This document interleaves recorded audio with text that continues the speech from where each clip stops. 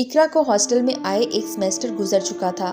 وہ جو گھر سے چند دن بھی کبھی دور نہ رہی تھی، اب ہاسٹل ہی اس کا دوسرا گھر بن گیا تھا۔ گزشتہ 5 ماہ میں وہ فقط 3 مرتبہ گھر گئی تھی۔ ایک تو اس کا گھر یہاں سے اتنا دور تھا، پھر شہر پہنچ کر گاؤں کے لیے وین بدلنی بھی پڑتی تھی، اس لیے وہ گھر جاتے ہوئے بھائی کی سہولت کو بھی مد نظر رکھتی۔ حقیقت تو یہ ہے کہ اگر بھائی اس کا ساتھ نہ دیتا تو چچا کبھی اسے پڑھنے کے لیے اتنی دور نہ بھیجتے، اسی لیے اس نے ہاسٹل میں ہی اپنی دلچسپیاں تلاش کر لی تھیں۔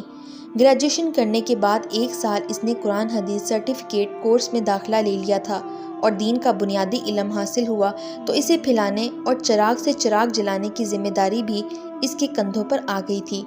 اسی لیے جو ہی ہاسٹل میں کچھ سہیلیاں بن گئیں، اس نے تجوید سکھانے کی پیشکش کر دی، اور اس کے قریبی کمروں سے 5 طالبات نے اسے پڑھنا بھی شروع کر دیا، اور اگلے چند دنوں میں کچھ اور طالبات بھی اس کی غیر رسمی شاگردگی میں آ چکی تھیں، اور کوریڈور سے گزرتے ہوئے کئی ناشناسا چہرے بھی اسے مسکرا کر سلام کرنے لگے تھے۔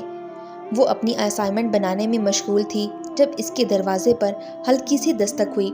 آنے والی طلبہ نے کھڑے کھڑے اپنا تعارف کروایا۔ وہ مہوش تھی، کمپیوٹر سائنس BSc کی اسٹوڈنٹ، اور اس کی خاص توجہ کی خواستگار تھی۔ بچپن میں اس نے قرآن کریم پڑھنا سیکھا ہی نہ تھا۔ اس میں غلطی اس کی تھی یا والدین کی یا سکھانے والے اساتذہ کی عدم برداشت۔ وہ کھلنڈری بچی تھی اور کھیل کود میں ہی وقت ضائع کر چکی تھی۔ اب اپنے سامنے ندی بہتا دیکھ کر اس کا بھی دل چاہا تھا کہ اس کے پانی سے سیراب ہو لے۔ مہوش چاہتی تھی کہ وہ چند دن اسے اکیلے میں پڑھائے۔ اقرا نے اپنے شیڈول اور سر پر کھڑے مڈ ٹرم امتحان کی بنا پر انکار کرنا چاہا، لیکن مہوش کی پر امید نگاہوں کے سامنے وہ خاموش ہو گئی۔ بس اس سے اتنا کہا، فجر کی نماز کے فوراً بعد آ سکوں گی۔ اس نے کچھ لمحے سوچا اور اسبات میں سر ہلا دیا۔ اس وقت اسے کوئی دیکھنے والا بھی نہ ہوگا۔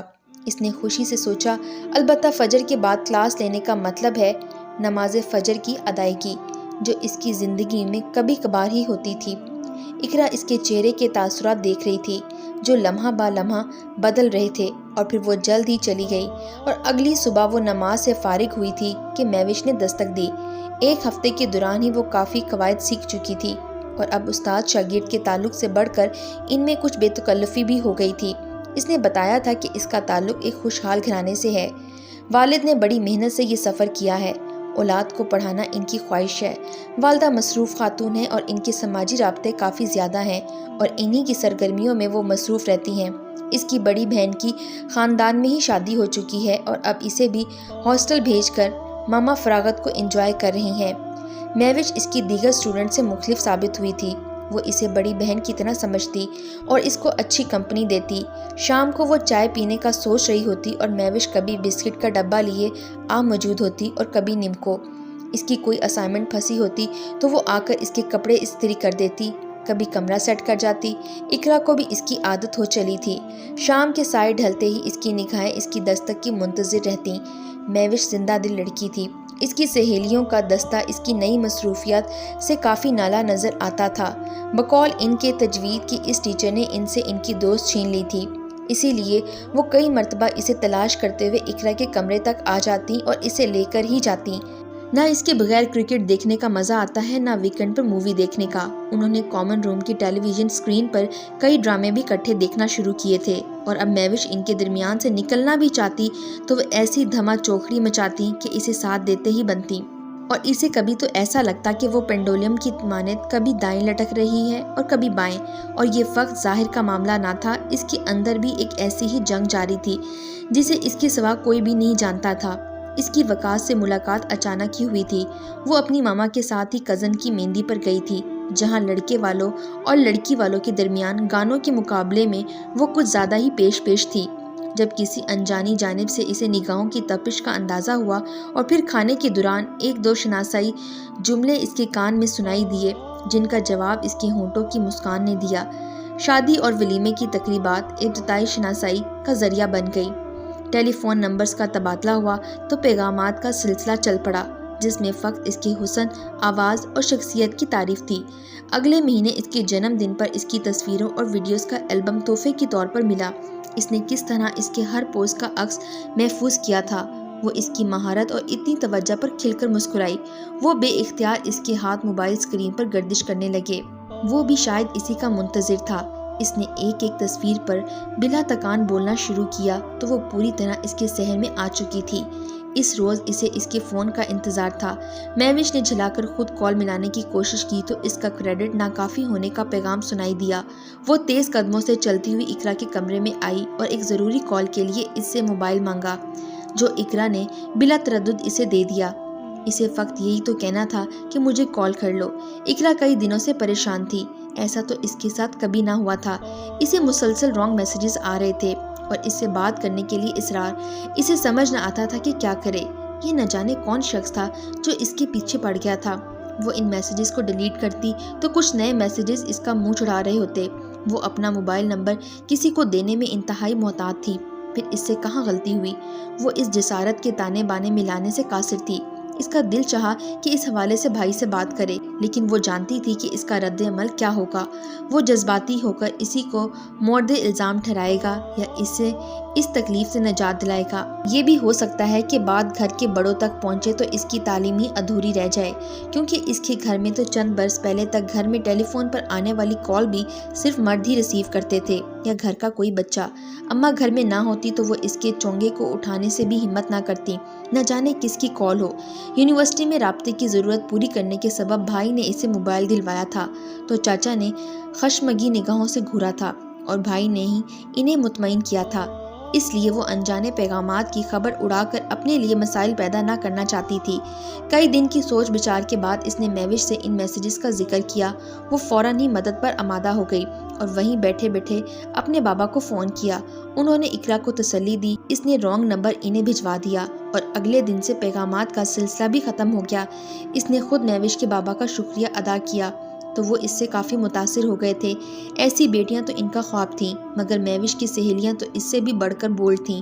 وہ اسے معاشرتی اور خاندانی روایتوں کا پابند بنانا چاہتی تھی، مگر اس کی اپنی ہی دنیا تھی اور اپنی ماں کی شہ پر وہ ان کی باتوں کو نظر انداز کر دیتی۔ مہوش کے اندر ایک جنگ شروع ہو چکی تھی۔ بابا سے رابطے کے بعد اقرا بھی ان کے خاندان کے فرد کی طرح بن چکی تھی۔ کبھی اس کا فون نہ ملتا تو بابا یا ماما اقرا سے ہی رابطہ کر لیتے۔ وہ انہیں مہوش کے بارے میں بتا دیتی اور کئی مرتبہ اسے ایسے ہی لگتا کہ اس نے اقرا سے رابطہ کروا کر اپنے اوپر ایک اور گرفت کا سامان تیار کروا لیا ہے۔ اب جب ہاسٹل سے باہر جانے لگتی تو اقرا کو بھی کچھ نہ کچھ کہہ کر ہی جانا پڑتا، ایسے ہی تسلی جو دراصل اس کے والدین کے لیے ہوتی۔ وقاص اس کی زندگی میں نہ آیا ہوتا تو یہ اس کے لیے سب اتنا تکلیف دہ نہ ہوتا، مگر یہ معاملہ نہ اس کے گھر والوں کو معلوم تھا اور نہ ہی اقرا کو بتا کر وہ کوئی خطرہ مول لینا چاہتی تھی۔ دوسری جانب وقاص کی ملاقات کے تقاضے اسے بار بار جھوٹ بولنے پر مجبور کر رہے تھے۔ وہ بازار شاپنگ کا کہہ کر جاتی تو 3 گھنٹے بعد ہی واپس لوٹتی اور کئی مرتبہ ایک جھوٹ کو بچانے کے لیے دوسرا جھوٹ بولنا پڑا۔ اقرا دیکھ رہی تھی کہ مہوش کی کلاس میں توجہ بھی کم ہو رہی تھی۔ کبھی اس کی آنکھ نہ کھلتی اور کبھی وہ پڑھتے ہوئے بھی اونگ رہی ہوتی۔ اقرا اسے رات کی نیند کا پوچھتی تو وہ ٹال جاتی۔ اس کا چہرہ مرجھا رہا تھا۔ ویکنڈ کی فرصت سے فائدہ اٹھاتے ہوئے وہ اسائنمنٹ میں مصروف تھی۔ جب مہوش ذرا جلدی میں اس کے کمرے میں آئی، اس نے اس کے موبائل سے کسی کزن کے کہنے پر مری میں ہوٹل کی بکنگ کروائی تھی۔ وہ جس طرح ہوا کے گھوڑے پر سوار آئی تھی اسی طرح واپس ہو لی، البتہ اس کے چہرے کے رنگ کچھ عجیب سے تھے جسے وہ کوئی نام نہ دے سکی تھی۔ وہ ہاسٹل ٹاک شاپ سے سامان لے کر لوٹ رہی تھی جب اس نے مہوش کو بہت تیز باہر جاتے دیکھا۔ آج تو اس نے اقرا کو بتانا بھی گوارا نہ کیا تھا۔ اسی شام مہوش کے بابا کا فون آ گیا اور حسب معمول انہوں نے بیٹی کے بارے میں پوچھا۔ اس کا فون بند تھا اور کئی مرتبہ کی کوشش کے بعد انہیں آسان حل یہی لگا کہ اقرا سے اس کا حال پوچھ لیں، وہ اس کے کمرے تک جا کر اس سے بات بھی کروا دے۔ اقرا کو اندازہ ہوا کہ ان کی آواز بھرائی ہوئی ہے۔ مہوش کے ہاسٹل میں نہ ہونے پر ان کی پریشانی 2 چند ہو گئی تھی۔ انہوں نے بتایا کہ ان کے دوست نے فون کر کے بتایا کہ انہوں نے کسی نوجوان کے ہمراہ اسے مری جاتے دیکھا ہے۔ اقرا کو ساری کڑیاں ملاتے ہوئے دکھائی دیں، یعنی اس نے یہ بکنگ اپنے لیے کروائی تھی۔ کیا مہوش اتنا بہک بھی سکتی ہے؟ وہ سوچ بھی نہ سکتی تھی۔ قرآن کے نام پر قائم ہونے والا تعلق میں ایسا دھوکہ بھی ہو سکتا ہے؟ اسے سمجھ نہیں آ رہی تھی کہ وہ مہوش کی دوستی کو نبھائے یا اس باپ کی عزت کو بچائے۔ اس نے دن کی ساری بات انہیں بے کم و کاست بتا دی۔ انہوں نے ہولے سے بھرائی ہوئی آواز میں کہا، بہت شکریہ بیٹی، میں تمہارا احسان بھلا نہ پاؤں گا۔ شام نے رات کی سیاہی اوڑھ لی تھی اور اسی اندھیرے میں خلاف معمول ہاسٹل نمبر 2 کا آہنی دروازہ کھلا تھا۔ مہوش اپنی ماں کے ساتھ اندر داخل ہوئی تھی اور پھر کچھ دیر کی کھٹ پٹ کے بعد اس کے کمرے کے دروازے پر دستک ہوئی۔ وہ اس دستک کو خوب پہچانتی تھی۔ دروازہ کھلنے پر 2 نفوس اندر داخل ہوئے۔ ایک کا چہرہ شرمندگی سے جھکا ہوا تھا، شاید تربیت کے جھور پر شرمندہ تھی، جبکہ دوسرا چہرہ ستا ہوا تھا، اس پر کئی رنگ آ اور جا رہے تھے۔ سب سے نمایاں رنگ کھسیاہٹ کا تھا۔ وہ دونوں اسے سلام کر کے واپس ہوئیں تو مہوش سامان لینے کے بہانے پھر اس کے پاس آئی اور اسے ایک لفافہ پکڑایا۔ ایک احسان کر دیں مجھ پر، یہ لفافہ اس ایڈریس پر TCS کر دیں۔ رات کی تاریکی میں گیٹ نمبر 2 سے یہ قافلہ واپس جا چکا تھا۔ اقرا کی نیند اڑ چکی تھی۔ 2/3 رات گزر چکی تھی جب اس نے اس لفافے کو کھولنے کا فیصلہ کیا۔ یہ مہوش کی تصویریں تھیں کسی نوجوان کے ساتھ، لیکن یہ اتنی بے وقوف لڑکی یہ تصویریں اسے کیوں بھیجنا چاہ رہی تھی؟ رنگے ہاتھوں پکڑے جانے کے باوجود اسے نہ اپنے خاندان کی عزت کا پاس تھا، نہ اپنے باپ کے جھکے کندھے اسے دکھائی دے رہے تھے۔ انہی تصویروں کے درمیان سے نکلنے والا کاغذات اس کا لہو منجمد کر گیا تھا۔ یہ نکاح نامہ تھا جس کے مندرجات خالی تھے۔ وہ اسے الٹ پلٹ کر دیکھ رہی تھی۔ جب اسے اس پر مہوش کے دستخط دکھائی دیے وہ لرز کے رہ گئی۔ مہوش اس قدر باغی بھی ہو سکتی ہے کہ وہ سوچ بھی نہیں سکتی تھی۔ وہ لڑکا جو اس کے والدین کو دیکھتے ہی رفو چکر ہو گیا تھا، وہ اپنی بگیاس کے حوالے کر رہی تھی۔ اس نے اس کی تصویریں بنا کر مہوش کے والد کو بھیج دیں اور ان کی ہدایت پہ بدبودار ادھوری دستاویز کے ٹکڑے ٹکڑے کر دیے۔ اسے لگا کہ اس نے بوڑھے باپ پر ہی نہیں، مہوش پر بھی احسان کیا ہے۔